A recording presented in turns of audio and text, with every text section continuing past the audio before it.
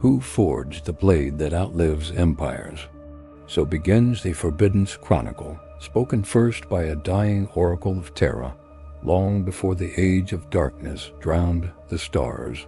Its words echo again now, 10 millennia later, as if resurrected from ash. Within the endless vaults of the eternal war, the name Metaurus drifts like a specter, an ultramarian relic older than Gilliman's first breath, an artifact said to hunger not for flesh, but for vigilance, as if watching the galaxy for the heroes who have failed to, as if waiting. Scholars whisper of it in broken tones, and rituals no longer sanctioned, claiming the blade was born not from metal, but from a prophecy carved in the heart of dead constellations. To speak of it is to taste the dust of forgotten gods, and yet the tale insists on being told, dragging us deeper into its cold, blue flame. The tale begins in the shattered shadow of Heraclea Hive, where once 1,000,000 voices declared loyalty to Ultramar. Now only wind and bone remain. Among the ruins, a lone Primaris archivist stood beneath a sky bruised by war. He had come for the blade, guided by visions of a glowing sigil that pulsed behind his eyes. With each step, he felt as though ancient giants watched from beneath the soil. The air itself quivered with remembrance of titanic phalanxes marching, of galaxies reshaped by the edicts of a distant, stern god. The archivist whispered a catechism for courage, yet even his transhuman heart faltered, for he sensed that the blade was not lost. It was waiting awake, patient, and remembering every battle the Imperium had ever bled for. What history remains claims Metaurus was forged during the Second Founding, yet older hieroglyphs insist on a timeline far more impossible. In subterranean vaults beneath Ultramar, inscriptions speak of a weapon that stood beside the Emperor during the Unification Wars, though no imperial record confirms it. These carvings depict a blade cleaving through void beasts and warp spawn long before the legions made their first vows. The details shift like smoke. One mural shows Gilliman lifting it. Another portrays a nameless giant wearing armor unrecognizable by any modern scholar. Some suggest the murals themselves change subtly depending on the viewer, as if the blade's history refuses to remain fixed. As if past and present were just battlefields, it still walks. Metaurus is not a relic of memory, the texts warn. It is memory. When the archivist reached the inner sanctum of Heraclea Hive, he found the walls covered in runes burned deep by energies no human forge could mimic. They glowed faintly like embers refusing to die. The sanctum's air felt thick, syrupy with ancient authority. In its center lay a plinth hewn from cerulean stone, cracked but unyielding, and there, hovering a finger's breadth above it, rested Metaurus, not sheathed, not dormant, watching. The blade shimmered with a strange twilight radiance, neither metallic nor ethereal. The archivist felt his armor tighten, alarms whispering warnings even the Adeptus Mechanicus could not categorize. But he stepped forward all the same, unable to resist the pull of its presence. It felt as though the blade was studying him, measuring him, deciding whether he was worthy, or merely the next witness to its eternity. The archivist extended a gaunted hand toward the relic, half expecting it to ignite into wrath. Instead, the chamber exhaled a hush like the intake of a sleeping titan awakening. Visions assaulted him, worlds split in half by titanic conflict, angels of gold clashing with horned silhouettes dripping with void fire, vast fleets burning against a cosmic storm shaped like a screaming face. Through it all, Metaurus glimmered uncorrupted by time, untouched by ruin. It did not participate in these battles. It observed them. It learned from them. And as the visions intensified, he understood why the blade was feared even by the lords of Ultramar. Its vigilance was not loyalty. It was instinct, insatiable, tireless, endless. When the archivist finally touched its surface, the temperature plummeted. A whisper slithered into his mind. At last, another who remembers the war that never began. He staggered back, clutching his helm as the whisper became a choir, thousands of phantom voices chanting in languages both divine and heretical. The blade pulsed, casting shadows that moved independently from the chamber's geometry. The archivist realized the shadows were reenacting battles, silhouettes of Astartes, demons, and creatures unrecorded by Imperial archives. Every strike they traded, every cry they uttered, echoed across the stone. It was a theater of forgotten history, curated by the blade itself. Metaurus yearned not for wielders, but for witnesses, for minds to record its endless procession of wars. He had not been summoned to claim it. He had been summoned to remember. And yet, amidst the visions, one image repeated again and again, a colossal form armored in cobalt, reaching out toward the blade as if reclaiming what was rightfully his. The archivist recognized the figure, though the image was distorted as if viewed through rippling water. It resembled Guilliman, yet impossibly older, scarred by centuries no loyal record acknowledged. The figure's eyes were burning coals, filled with a fury far older than the Imperium.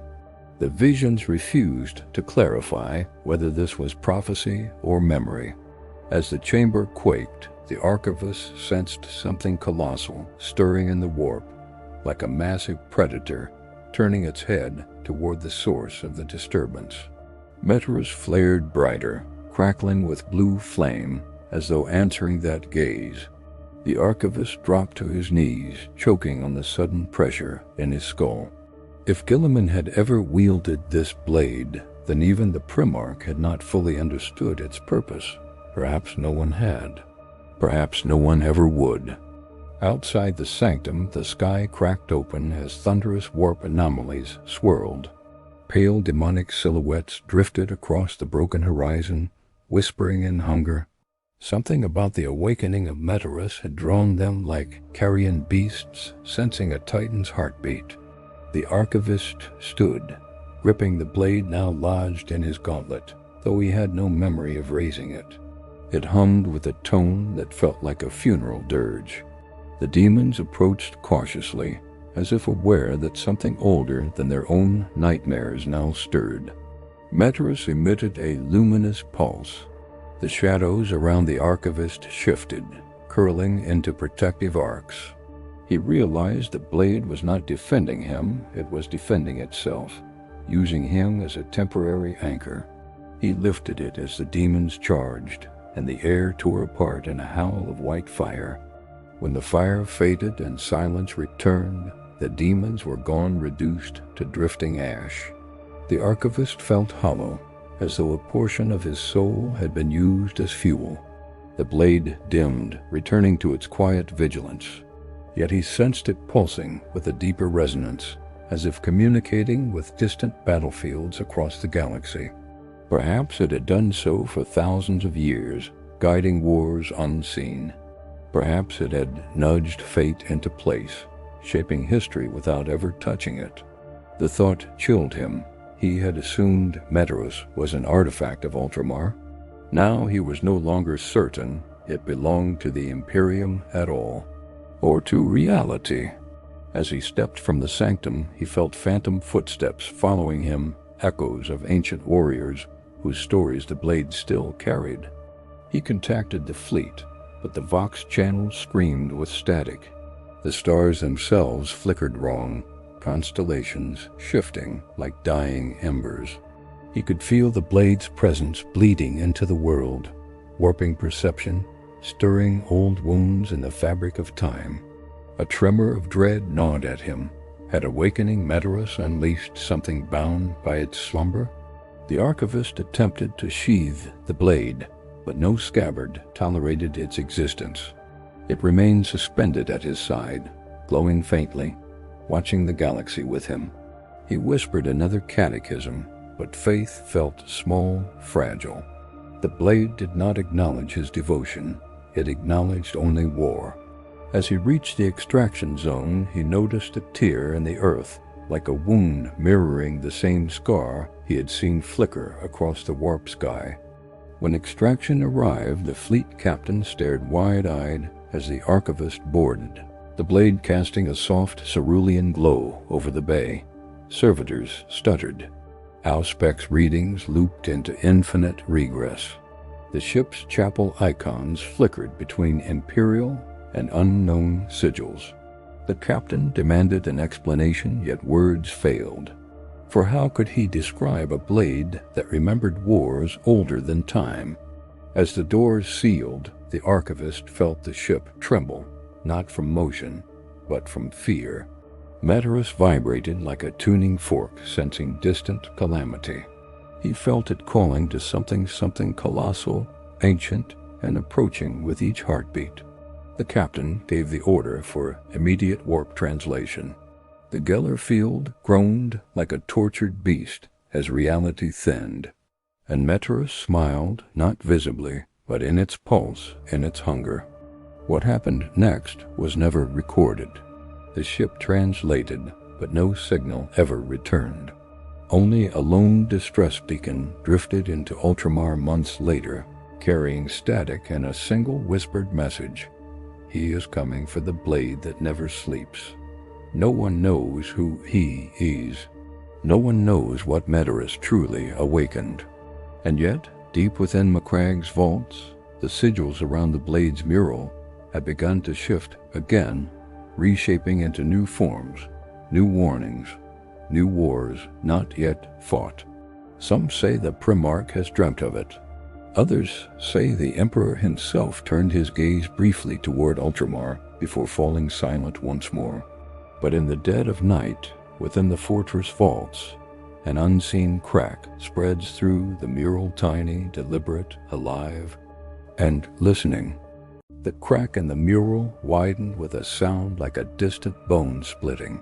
The chamber's guardians, silent, robed custodians, fashioned from iron and oath-binding circuitry, stirred not, for they had no protocols for art that behaved like flesh. Yet those who tended the vault felt it, a tremor passing through the stone as if a buried heart had resumed its beat. High Confessor Arthelion approached, candles trembling at his advance. He sensed the cold, the old cold, the kind that belonged to tombs predating the Imperium. He whispered the litanies of provenance, but his voice faltered when the mural's painted warriors blinked. Not metaphorically blinked. He staggered back, whispering prayers through gritted teeth. Somewhere in the fortress, alarms began to toll. Something had awakened. Something that remembered the blade's return and the ones who had failed to guard it. Beyond Macragge, aboard a strike cruiser drifting toward the troubled eastern fringe, Captain Lysarin studied the fragmentary distress logs recovered from the vanished ship. Each fragment carried the same faint echo. Footsteps in the void, approaching. He recognized the pattern echoes consistent with a colossal psychic imprint, but too old, too eroded by time to identify. The librarians aboard his vessel grew restless. They reported waking dreams of towering figures striding across a battlefield of galaxies. The chaplains offered sermons to drown out the fear, yet even they spoke with brittle faith. Lysarin felt the uneasy truth. The Imperium had encountered many ancient threats, but this was not awakening. It was remembering. And memories that old did not return without cost. He ordered full silence across Vox channels. The crew obeyed, though none understood the dread he fought to hide. On Macragge's surface, the populace felt the shift through instinct alone. Children woke screaming, crying of blue giants whispering their names. Veteran serfs found their old scars burning, as if reopened by the claws of memories not their own. At the Basilica of Remembrance, pilgrims knelt before statues of Guilliman, but their prayers wavered. Some felt reassured. Others felt watched. Brother Sergeant Varon, kneeling with them in silent vigil, sensed the tremor echoing through his gene-wrought bones. Something was calling to the children of Ultramar. not with love, not with malice, but with recognition, as one might call forgotten soldiers back to the battlefield. Varn rose, armor whispering. The hololith at the altar flickered, showing the Primarch's face shifting, no aging, scarred by centuries unspoken. He blinked hard, and it returned to normal. But the doubt did not. In the echoing halls of the Reclusium, Chaplain Thester knelt before a relic of Guilliman's own armor, whispers gnawing at him. He had never known fear like this, fear laced with reverence, as if the divine and the monstrous had become indistinguishable. He prayed for clarity, but his words were drowned by phantom chants echoing through the vaulted ceiling. The chants were neither heretical nor holy. They were ancient, older than Terra's dust. He clutched his Crozius tighter as he understood. The faithful did not lack devotion, they lacked the truth. Faith had become a fortress built atop incomplete foundations. If the blade Metaurus was truly older than the Imperium, older than the Emperor's dream, then whose war had it first been forged for, and whose commands might it still obey? Deep within the ship that had vanished into the warp, a survivor drifted through half-reality, half-memory. Initiate Kazdrin, barely a neophyte, floated inside a fractured pocket of space where time bent like heated metal. He clung to consciousness by reciting his training liturgies, yet the shadows whispered their own catechisms once. He somehow understood, despite knowing they were not meant for mortal minds. He saw visions of warriors not born of any Primarch, bearing sigils that matched no chapter, their armor luminous and sorrowful. They marched beside a figure he could not see clearly, except for a single detail. A blade like Metaurus, but darker, etched with constellations no longer present in the night sky. Kazdrin screamed as his mind cracked. The visions whispered. There were two. One wakes. One remembers. In the conclave of Ultramar, political tremors erupted long before any battle alarms. Lord magistrates whispered of omens to be hidden, not shared. The ecclesiarchy demanded investigation into the mural's movement, while the Adeptus Mechanicus demanded permission to dismantle it for study. Inquisitors of several ordos arrived unannounced, each claiming jurisdiction. They argued not over the truth, but over who would own it. Behind closed doors, the Inquisitor Cepheus declared that if Metaurus carried memories older than imperial doctrine, those memories posed a threat. "We are not prepared for truths that challenge the Emperor's sole dominion," she warned. The room fell silent. Even the Arbite's commanders looked uneasy. For the first time in living memory, the question was whispered aloud. What if the Imperium did not begin the first war? What if it merely inherited it? In a remote monastery carved into Ultramar's cerulean cliffs, an aged monk named Solemnus recorded feverish dreams. His unused astropathic senses had ignited violently in the night. He saw two shadows circling the galaxy like wounded predators, one of cold cerulean light, the other of smoldering void fire. They moved with purpose, drawn to something or someone. Solemnus knew better than to share such visions, yet the pen moved faster than fear. He wrote of Guilliman standing at a crossroads formed from broken timelines, reaching for a blade he once held, yet could no longer remember wielding. When he finished the last line, the parchment burst into blue sparks. Solemnus collapsed, whispering, "He is being called." But not by us. At the fortress vault, the mural cracked fully, splitting the depiction of Guilliman's ancient triumphs. From the fissure, faint light seeped cold, cerulean, pulsating like a heartbeat. Custodians moved to contain the anomaly, but their halberds faltered as their genetic imprints triggered unexpected responses. The vault itself recognized something in the light. Across the mural, the painted figure of Guilliman suddenly shifted, his once heroic posture now angled toward the viewer, as though turning. Arthelion fell to his knees, overwhelmed by a revelation he could not bear. The mural was not just depicting history, it was responding to it. And somewhere, somehow, the history it remembered no longer matched the Imperium's. What truth have we forgotten? He whispered. The light dimmed. And then a voice, soft, mournful, exhaled through the chamber. Not forgotten. Taken. As tension rose, the rumors became more dangerous than the anomaly itself.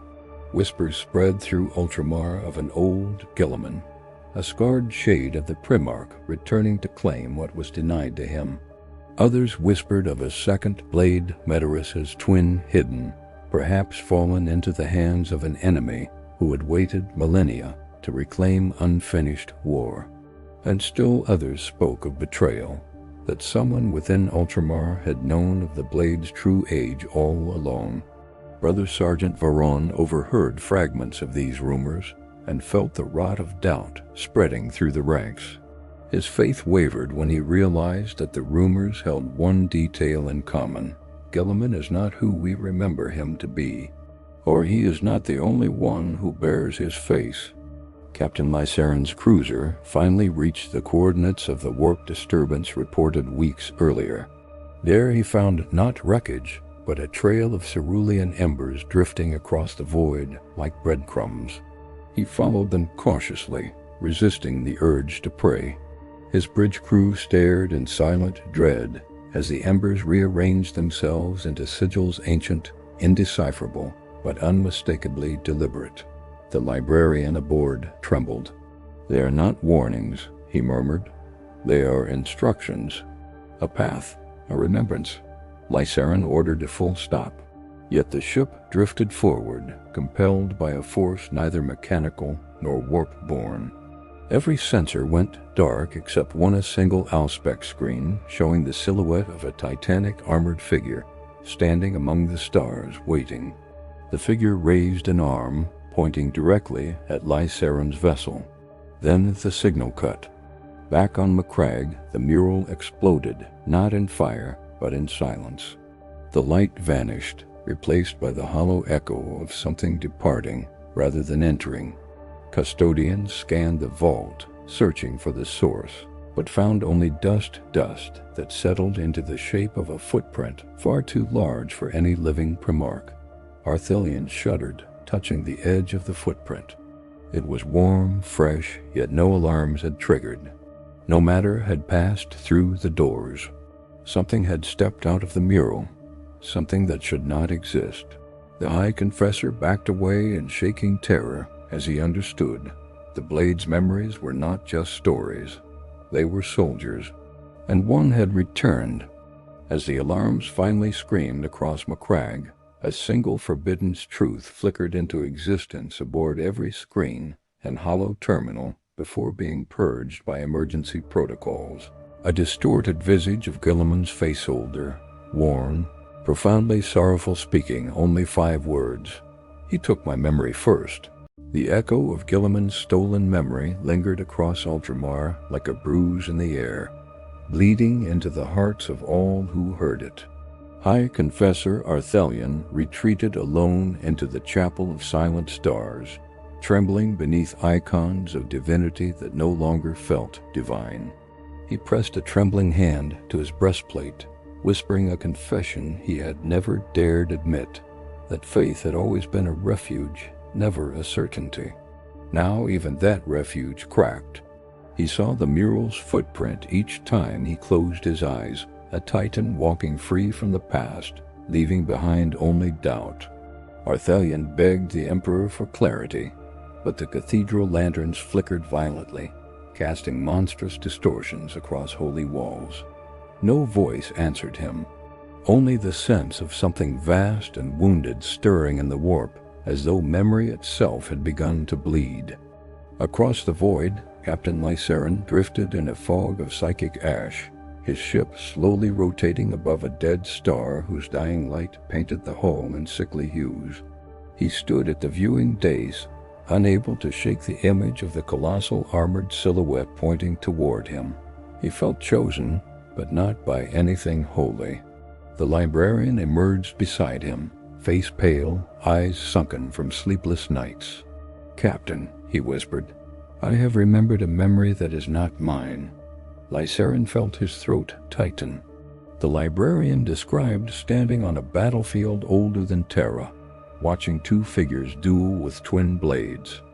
One blazing blue like cerulean flame, the other dark as the void between stars. One of them wore Guilliman's face, the librarian said, but it was not his soul. The star outside flickered violently, as if protesting the truth spoken aloud. Back on Macragge, Brother Sergeant Varon found himself wandering into the Hall of Triumphs, unsure why his feet carried him there. The statues of Ultramar's heroes towered around him, carved from marble that seemed colder than ever before. He had grown beneath these legends. They had been the pillars of his purpose. Yet now he felt as if each statue watched him with unspoken judgment. His faith, once unshakable, now cracked like brittle ceramic. He reached out to touch the statue of Guilliman, steady, perfect, eternal. But the moment his fingers met the stone, the statue's surface stirred. Blue light bled from the carved eyes, and Varon stumbled back in horror as the statue whispered, "Which one do you serve?" The cold air swallowed the words as the light died. But Varon knew the question had not been meant for him alone. In the vault below, the custodians gathered around the footprint left by the Titan from the mural.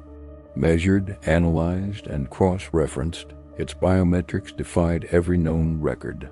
Too heavy for any Primarch, too cold for any living warform, too old to exist. Tech priests prayed in Beneric, their voices rising in frantic discord, as readings fluctuated between temporal anomalies and outright impossibilities. One Magos swore the footprint resonated with a faint heartbeat. Another detected traces of stasis field trauma, as if something had been imprisoned in time itself. When a servo skull drifted near the print, its lenses cracked spontaneously. The custodians stepped back, silent and expressionless, but even their gene-crafted composure faltered. They had never faced an enemy that walked out of history itself and erased memories that might explain it. On the far edge of the eastern fringe, Initiate Castren drifted still between realities, the fractured ship groaning under pressures no mortal material was meant to endure. Time folded around him like a dying flower. Through ruptures in the Geller field, he witnessed glimpses of a war, not yet born planetary shields shattering under violet suns, titans marching across burning nebulae, and two silhouettes dueling over the corpse of a star. One silhouette held Metaurus, the other held its twin. Castren cried out as shards of unknown prophecy seared themselves into his mind. "We are not the first," he muttered. "We are not even the beginning." A shadow drifted past him, colossal, formless, but unmistakably aware. It turned toward him, and for the first time, Castren felt not fear, but sorrow. The sorrow of something ancient awakening to a duty it had once failed. Within the conclave of Ultramar, panic escalated behind closed doors. Inquisitor Cepheus confronted the Imperial magistrates, her rosette glinting like a blade in the lamplight. "The Primarch's words," she growled, "were not a warning. They were an accusation." The magistrates paled. She revealed Forbidden's archives, records sealed since the earliest days of the Great Crusade, hinting that Galen had once vanished for a span unaccounted, during which his memory was altered by unknown forces. "Someone shaped him," Cepheus declared. "Someone shaped all of them, and we built an empire on the edited remnants." A magistrate protested, but Cepheus slammed her fist on the table. "If a second Guilliman walks, whether man or echo or ghost, then we must confront the possibility that we crowned the wrong one." Silence fell heavy, choking like the moment before a cathedral collapses. In the cliffs of Solemnus's monastery, the old monk awakened to a shuddering tremor that split open the floor beneath his cell. From the fissure emerged violet light, swirling with cerulean strands. Solemnus stumbled back, clutching his prayer beads, tears streaming down his wrinkled face. The light whispered in two voices, one gentle, one wrathful. They intertwined like twin serpents, speaking a truth that shattered him. Two blades, two wills. Only one can remember. Solemnus collapsed to his knees, trembling. The fissure closed as suddenly as it appeared, leaving nothing but dust and the fading scent of ionized air. In the dying torchlight, Solemnus understood the oldest lie of the Imperium, that unity meant singularity. But unity had never been the truth. Duality had always existed, hidden, denied, buried beneath the bones of creation itself. Across Ultramar, psychic storms racked the minds of the faithful. Pilgrims collapsed in the streets, screaming visions of a blue giant splitting in two like a wounded star. Astropaths clawed at their own faces, begging anyone to choose correctly. Even the Primaris Marines felt the tremors in their gene seed, ancient memories surfacing like corpses rising in a frozen sea. Some remembered being trained by a Primarch with warm eyes. Others remembered a version of Guilliman, who spoke in colder tones, as if reciting lines written by someone else. The contradictions grew unbearable. Chaplains enforced mandatory prayer, but faith fractured under the weight of impossible recollections. Among the populace, one whispered phrase spread like wildfire, spoken in fear, in doubt, and in forbidden hope. Which Guilliman returned? In the void, Captain Lysaren's cruiser followed the cerulean embers deeper into a region where stars dimmed unnaturally. When the embers abruptly spiraled into a vortex of shimmering blue, Lysaren felt his breath freeze. Within the vortex stood the colossal armored figure, again no longer distant. He could now see details. Armor cracked with age, a blade scar across the helm, sigils that flickered like dying constellations. The figure raised its hand, not pointing this time, but beckoning. The ship's engines roared without being commanded. The librarian screamed as his mind buckled under the psychic weight. "He is the first," the librarian gasped. "The one before the one we follow." Lysaren steeled himself. If this being was calling, it was not summoning aid. It was summoning witness to a forgotten truth. On Macragge, the vault's footprint began to expand, stone warping outward, as though something beneath were pushing upward. Custodians retreated as runes detonated into showers of blue sparks. The vault lights died. In the pitch dark, something exhaled a deep, cavernous sound filled with age and loss. Arthelion whispered trembling litanies, but the air grew colder with every verse. The stone ruptured. From the widening crack emerged not a figure, but an aura, an overwhelming psychic presence that filled the chamber with visions of two arms raised in blessing or in judgment. Arthelion felt his heart stop for a moment as he saw the silhouette formed in the light. Not Guilliman, not any Primarch, something older, something that had once blessed the forging of Metaurus itself. The air of Ultramar grew thin as reality strained. Vox networks died, astropathic relays screamed. Across every cathedral, mural, shrine, and relic, the face of Guilliman flickered, splitting, merging, diverging until finally settling into two distinct visages for one impossible heartbeat. One serene, one scarred. Then both vanished. In their place, only a single line burned across every holy surface, carved by invisible force. Remember the First War. Across the galaxy, those who saw it fell to their knees, some in awe, some in despair, some in sudden, terrifying clarity. And deep in the void, Lysaren's cruiser emerged into a region of impossible stillness, a wound in space itself. There, suspended in the darkness, were two blades, Metaurus and its twin. They hovered side by side, humming in low, mournful harmony. Then the blue blade shuddered. The dark one turned toward it, and both whispered, Choose your Primarch. The galaxy held its breath as the echoes of revelation still pulsed through the warp-torn corridors of memory. Those who survived Part 3's unraveling truth found their faith trembling like a candle in a seismic storm.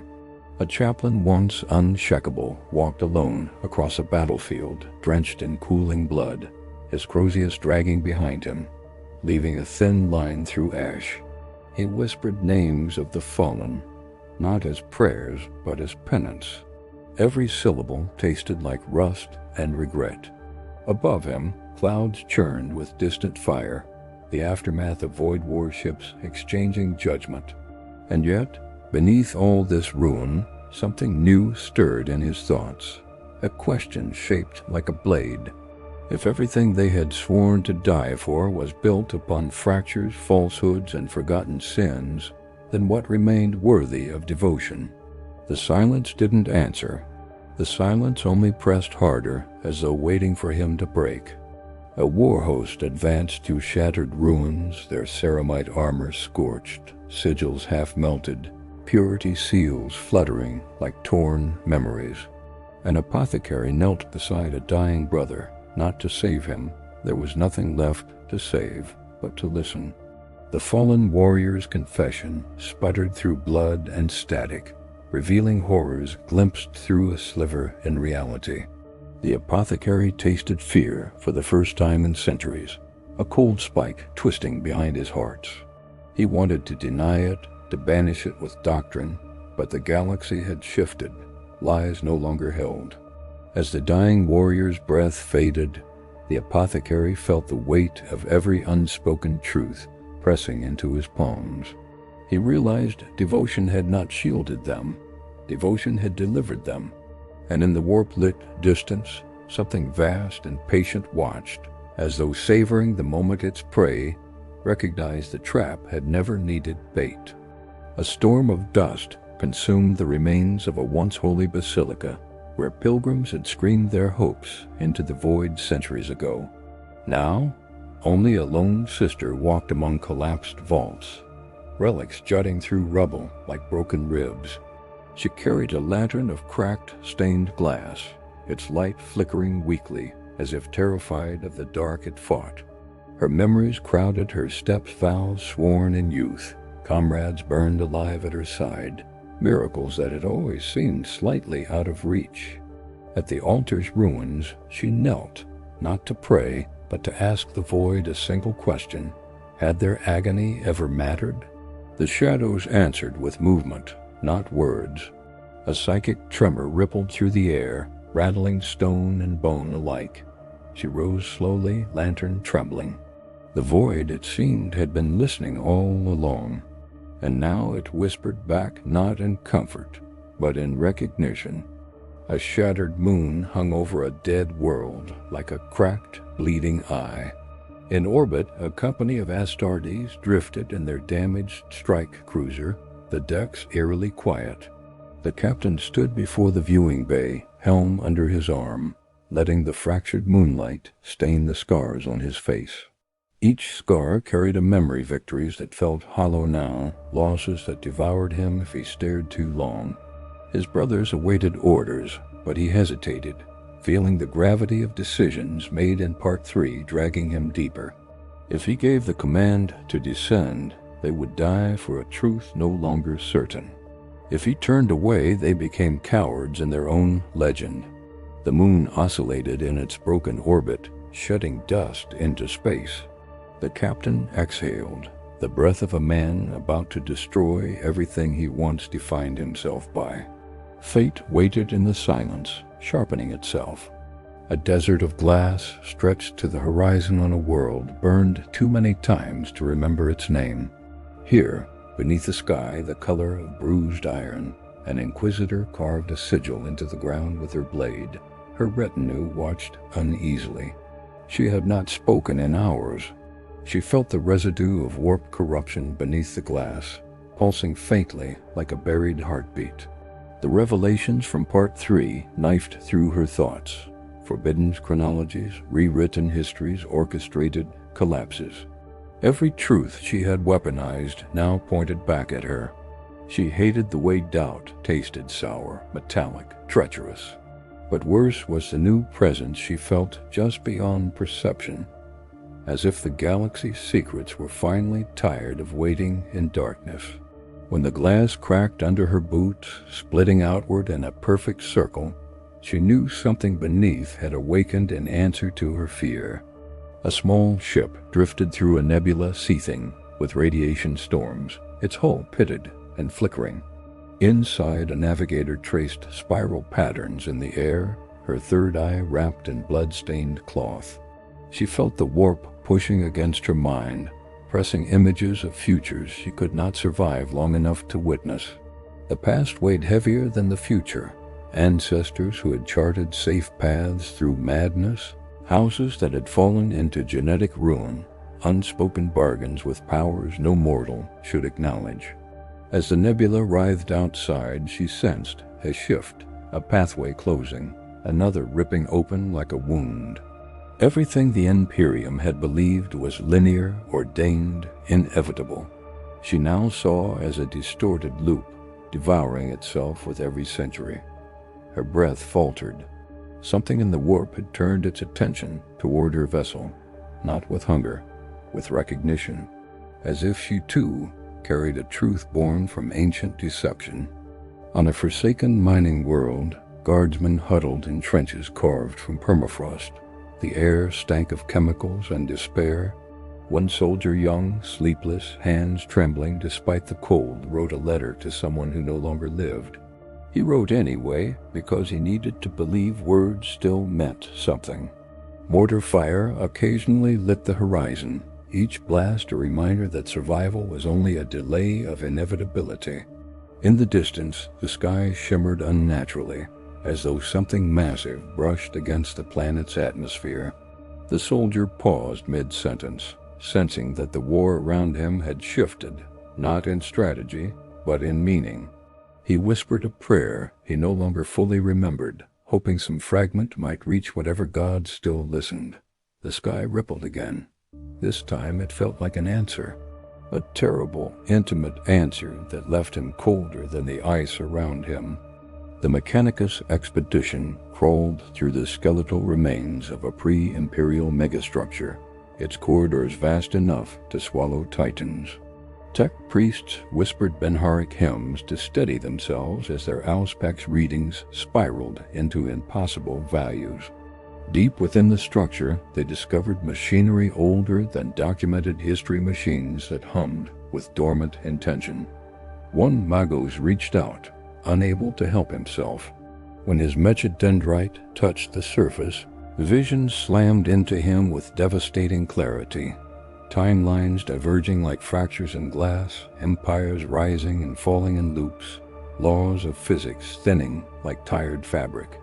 He saw beings made not of flesh or metal, but memory and purpose, carving meaning into creation, long before humanity crawled into awareness. When the vision released him, he fell to his knees. The machine had not shown him the truth. It had shown him the cost of knowing it. On a forgotten shrine world, storms of ash drifted through the skeletal remains of once sacred cathedrals. A lone preacher stood atop a cracked staircase, preaching to echoes. His voice shook as he spoke of perseverance, redemption, and light words he no longer believed. The congregation of ghosts clung to him anyway. Every thunderclap felt like the universe laughing at his performance. He paused mid-sermon when he felt something shift beneath the ruins, as though the planet itself was listening. His breath caught when he realized the truth. Faith had not abandoned him. It had been hollow from the beginning.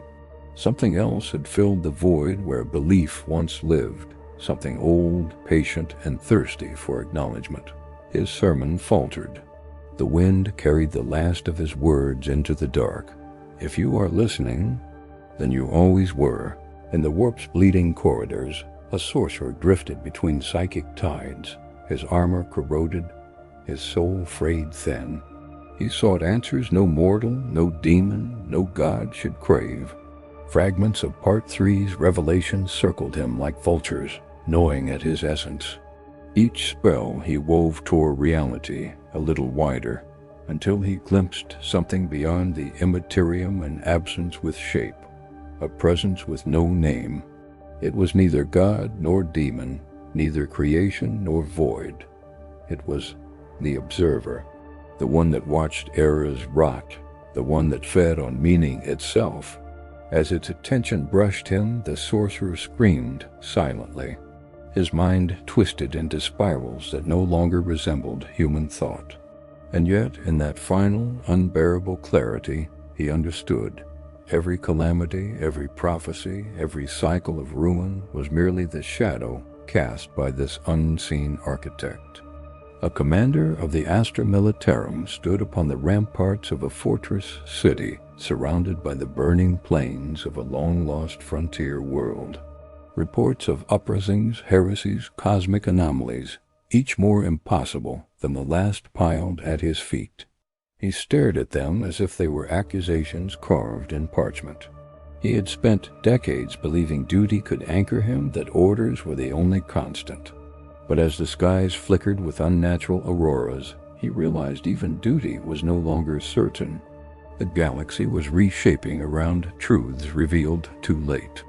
He placed his hand on the fortress wall, feeling vibrations from deep underground, as if the planet's very bones whispered of changes coming. The commander squared his shoulders, knowing full well that courage meant little in the face of a universe unbound. Still, he whispered, "Let it come." The words tasted like finality. And across the void, at the edge of a system forgotten by star charts, a presence stirred, one tied to the confessions, doubts, and revelations that had rippled through the galaxy since Part 3. It awakened not as a god, not as a weapon, but as a consequence. Born from centuries of lies, nourished by collapsing faith, shaped by the despair of countless souls, it rose with the quiet certainty of a truth long denied. Warp storms tightened around the system like a crown of shadows. Stars dimmed in anticipation. The presence opened its awareness for the first time, seeing the galaxy not as a battleground, but as a ledger. And it knew what was owed. As it drew its first cosmic breath, the entire sector shivered. This was not the end.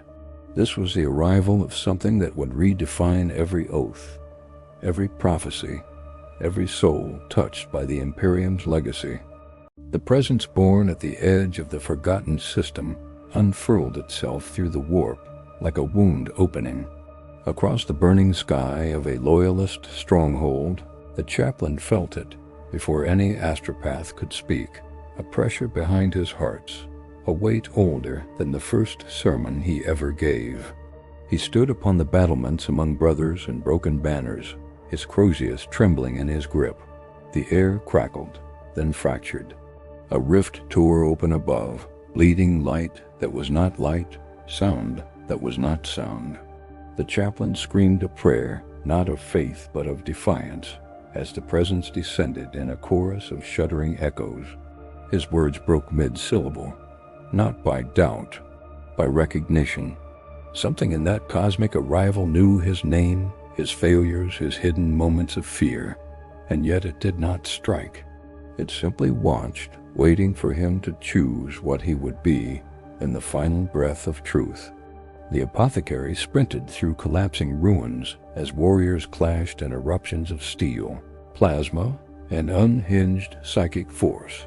The visions shown to him on the dying moon scraped against his skull with every step, warning him that the presence now moving across reality was not intruder but inheritance. He reached a wounded brother pinned beneath shattered masonry, lifting the stone with a roar as beams of impossible radiance licked the air. The wounded Marine whispered one last certainty before death stole his breath. It was never the gods who abandoned us. It was the truth that refused to be denied any longer. The apothecary froze as the presence rippled through the battlefield, turning shadows to serpents of light.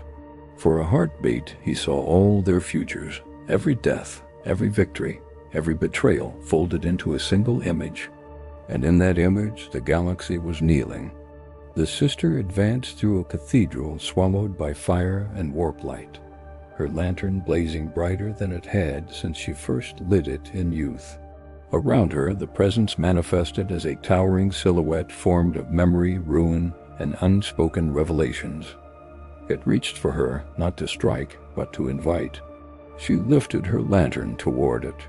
The stained glass within shattered, releasing a cascade of radiant shards that hovered in defiance of gravity, spinning in a halo around her. She realized then that the lantern had never been a symbol of belief. It had been a warning. The presence lowered its head to hers, and for a moment she saw creation, not as a divine act, but as an accident, a fracture, a mistake left uncorrected for millennia. The knowledge hollowed her, yet she stood firm, whispering a vow reshaped by truth. If we were born of ruin, then we shall meet ruin standing. The captain descended from orbit, leading his company into the shadow of the presence. Their strike cruiser burned in the sky behind them, engines blowing apart under psychic pressure. His boots struck the ground. The presence turned toward him with the slow gravity of a collapsing star. His warriors encircled him, bolt guns raised, but he lowered his weapon. Sacrifice was inevitable, yet he sensed this moment demanded more than martyrdom. He stepped forward as the presence surged, a tidal wave of revelation. Memories not his own flooded his vision. The first lie written in imperial scripture, the first betrayal carved into a primarch's soul, the first scream of a newborn god that never reached the stars. When his brothers opened fire, their bolts dissolved mid-air into dust. He turned back to them with tears burning down his scarred cheeks. "We were never fighting for the Emperor," he whispered. "We were fighting for the truth to finally awaken." Beneath the glass desert, the Inquisitor's drawn sigil ignited as fissures erupted outward, revealing an ancient vault sealed before humanity formed languages. The Presence's call opened it now with tremors that toppled dunes and shattered miles of terrain. She descended the breach as structures of impossible geometry unfolded beneath her feet. Inside, crystalline pillars pulsed with the recorded sins of the species. Every genocide, every purge, every doctrine sharpened into atrocity. At the center lay a sphere of pure memory. When she touched it, the vault flooded her with a revelation that stole her breath. Mankind's suffering had never been part of a divine plan.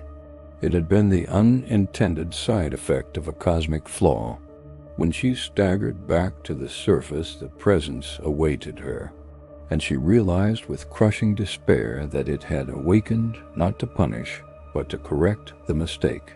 Within the warp-torn nebula, the navigator tore the bandage from her third eye, ignoring the blood that ran down her cheek. She could no longer navigate the ship. The warp itself had changed shape. Routes convulsed, folded, collapsed into spirals. She opened her eye and screamed as the nebula peeled apart, revealing the Presence's full form sprawled across reality like a birth coming wrong. Her ship's crew collapsed, their minds unable to survive the sight. But she kept looking. She had to. Through agony, through tearing synapses, through unraveling sanity, she saw the truth. They had mistaken gods for consequences. And now the consequence had awakened fully. She reached toward the viewport, whispering through broken teeth, "Guide us or end us." The Presence answered by collapsing the nebula into a corridor of living light. Her ship lurched forward, dragged into the heart of destiny.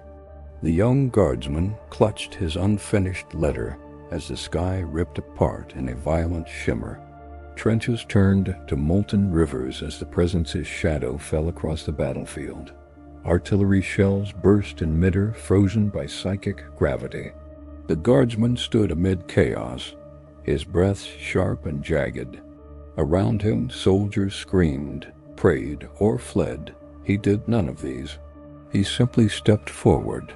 For the presence looked at him, not at the commanders, not at the psychers or heroes, but at him, a nameless soldier who had never mattered to any page of history. Tears blurred his vision as the presence reached toward him with tendrils of light. For a heartbeat, he felt everything.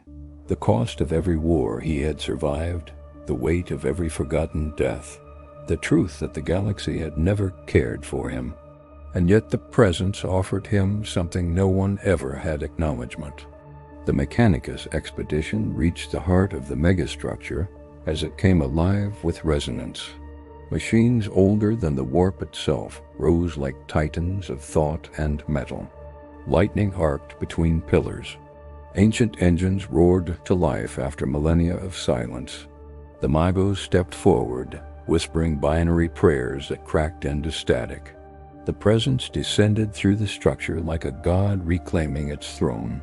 The machines responded not with worship, but with sorrow. They projected a hologram of the universe fractured, looping, decaying under the weight of its own contradictions. The Magos fell to his knees, for he understood now. The presence had not been created. It had been suppressed. The Imperium was not protecting humanity from the horrors of the warp. It had been shielding the warp from this forgotten truth. And now the truth was free. On the ruined shrine world, the preacher dropped to his knees as the ash storm split apart. The presence manifested above the cracked altar, radiating with the agony of all those who had ever prayed into silence. The preacher cried out, demanding meaning, purpose, forgiveness, anything. The presence answered only with memory. He saw humanity's first prayer, not to a god, but to the void itself, a cry for protection that the void had never forgotten. The preacher wept as the truth shattered his faith. "Then everything we believed," he gasped. The presence touched his forehead, and he felt the truth settle in his bones. Belief had never shaped the universe. Desperation had, and desperation was awakening once more. The sorcerer hovered within the warp, his soul dissolving as he confronted the architect of the galaxy's hidden cycle. The presence loomed over him like the first shadow cast upon creation. He summoned every spell, every demon, every ounce of stolen power in one final surge of defiance, but the presence absorbed it all like dust falling into an ocean. It leaned close, its form a shifting mantra of ruin. It whispered one word into his mind, a word so ancient, so foundational, it broke him. His body collapsed into threads of light, scattered through the warp like ash. But his final thought echoed through every psychic corridor. The Emperor knew. On the fortress world, the commander watched as skies bled open and entire regiments vanished into the presence's expanding aura. Yet he did not flee. He gave orders calmly, even as reality distorted around him. He whispered reassurances to soldiers who no longer understood their own names. When the presence descended upon the fortress, he stood at the gate with a broken last pistol and a heart carved from decades of duty. It stopped before him. He bowed his head, not in worship, but in acceptance. "If you must reshape us," he whispered, "then let the first life taken be mine." The presence lowered itself. For the first time it hesitated, and in that hesitation the commander realized something profound. Even cosmic truth feared the cost of what it must do. And then, at the heart of the forgotten system, all forces converged: chaplain, sister, captain, inquisitor, navigator, guardsman, preacher, fragments of psychers, echoes of machine spirits, the dying songs of warriors across 1,000 worlds. They stood beneath the presence as it completed its awakening. It did not speak. It unmade. Reality peeled away. The warp folded inward. The stars dimmed. And in the silent vacuum between breaths, the universe, every life, every oath, every sin, was rewritten in a single moment of cosmic recalibration. When the light faded, the survivors found themselves standing in a galaxy subtly altered. brighter in places, darker in others, as though a new law had been written beneath the surface of existence. None understood what had changed, all felt it. And far away, beyond the reach of warp or star, the present settled into its new form, a truth restored, a cycle broken, a destiny unwritten. The galaxy exhaled. And nothing was the same. When the presence vanished beyond the skin of the universe, what remained was not triumph but stillness, the kind that settles only after destiny has broken its own spine. Across the drifting fields of scorched metal and emptied armor, the chaplain walked alone, each footfall echoing through the hollow remains of faith he once carried like a weapon. His crozius was dim now, its light exhausted, yet it served him still, not as a beacon, but as a reminder that belief could survive even when its foundations turned to ash. He whispered litanies to silent skies, knowing no god lingered to hear them, knowing the galaxy itself had changed shape in ways no mortal voice could mend.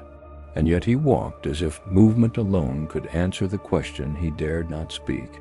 If truth has remade us, what becomes of those who cannot bear to see themselves anew? The apothecary knelt over the ruins of a battlefield where no bodies remained, only impressions in the earth, shadows burned into stone by a light that had never belonged to any star. His instruments lay scattered around him, useless in a world where death had taken on new meanings. He gathered empty helms, broken purity seals, fragments of bone that hummed faintly with lingering echoes of the presence. None of these remnants could be catalogued, none could be understood. They were relics of a moment where time had folded inward and unmade its own memory. He whispered the names of those he had tried to save, though he knew memory itself had been rewritten. In that hushed devastation, he asked the one question that had tormented him since the galaxy shifted. If the dead are remade by truth, what becomes of those who lived by lies? No answer rose from the earth. The sister stood before the cathedral, whose spires had collapsed into themselves, forming a crown of stone around a hollowed nave that bled soft motes of warp light. Her lantern, once a symbol of conviction, now flickered with an exhausted, tremoring glow, as though grieving its own purpose. She pressed her forehead against a cracked pillar and breathed deeply, letting the silence wash over her. There were no hymns now, no rousing choirs, no sermons to ignite the spirit. Only the memory of fire, the weight of survival, and the faint, lingering warmth of revelation. She raised her lantern one final time toward the sky, its light scattering over broken icons and shattered relics. Whatever faith endured now would have to grow from this silence, from this new void. And she wondered, in the absence of gods, can the light we kindle be enough to guide those who remain? The captain returned to the fortress that no longer belonged to any empire. Its banners hung in tatters, symbols faded beyond recognition, as though history itself refused to commit to a single meaning anymore. He stood upon the ramparts with helm in hand, the wind carrying the distant echo of battles that no longer existed in their old forms. His armor felt heavier now, not from damage but from the weight of choices that had shaped the galaxy's quiet rebirth. He closed his eyes and listened to the world breathe slowly, tentatively, like a wounded beast unsure if it was allowed to heal. He remembered the presence, its gaze that had stripped away illusion and left him exposed to the raw truth of what humanity had always been.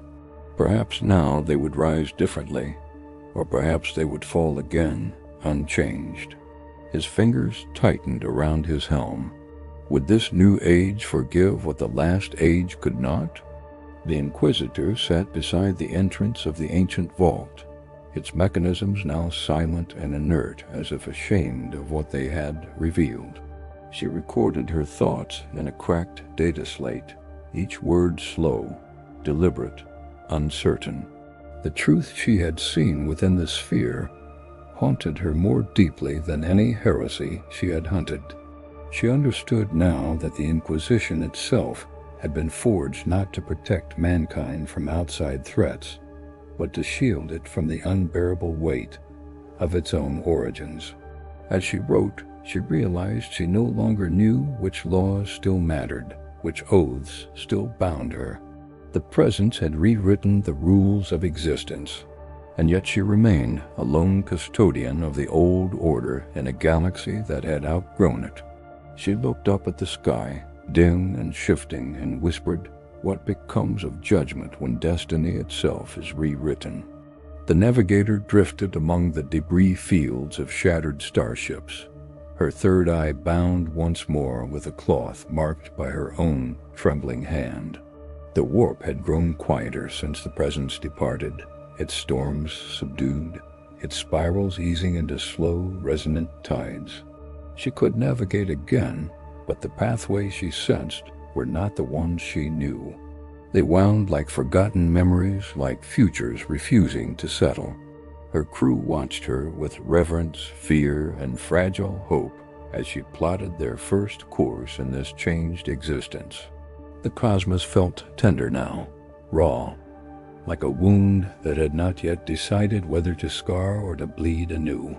As she reached for the controls, she felt a tremor whisper beneath her fingers. Not a voice, not a warning, simply possibility, and that terrified her more than any demon ever had. The guardsman wandered the plains where his regiment had once fought. Nothing remained, no trenches, no craters, no corpses, just smooth earth and gently bending grass that swayed as though touched by unseen hands.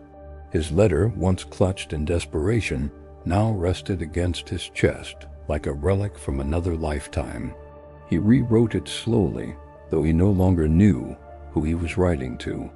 Perhaps to the woman he once loved, perhaps to the galaxy itself, perhaps to the presence that had spared him, though he did not know why.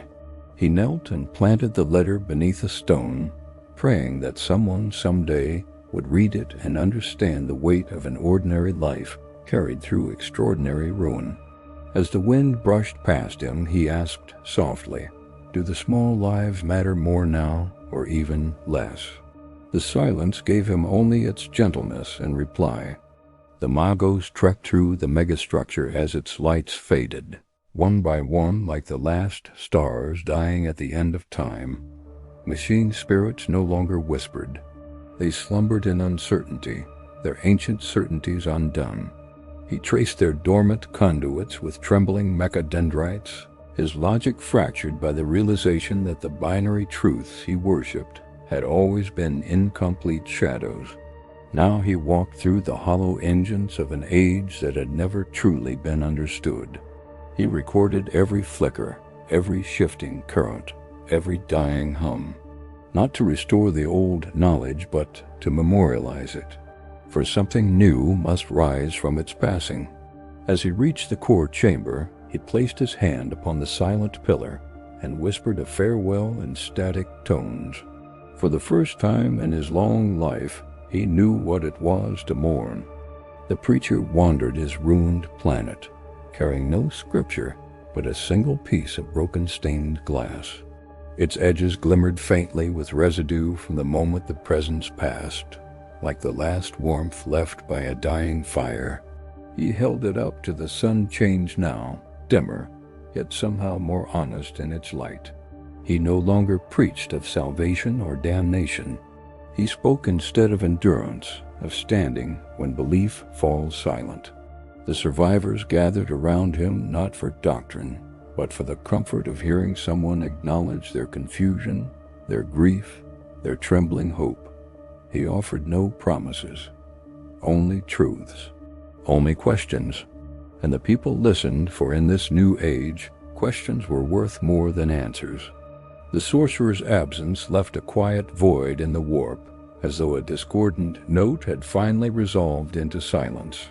But fragments of his last thought still drifted like embers through psychic space, brushing against minds attuned to the immaterial. No words remained, only a sensation.